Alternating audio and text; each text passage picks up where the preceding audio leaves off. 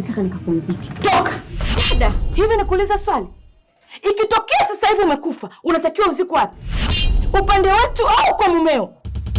Ikiwa hatuna mamlaka hata na maiti yako, basi wewe sio wetu. Kama itakavyokuwa kwangu nikiolewa. Unajua nini? Wanawake wengi mnachukulia poa sana agano la ndoa. Leo kwa mume, kesho nyumbani. Hapa kwangu haiko hivyo. Wewe ni mali ya Mino na sio vingine. Tulishakula mali ya watu. Kifupi, kukubali kwako kuolewa na kula pesa za watu, wewe umeuzwa. Uliwahi kuona wapi mtu akanunua kitumbua halafu ukampangia matumizi? Safari njema. Sitakukuona. Siku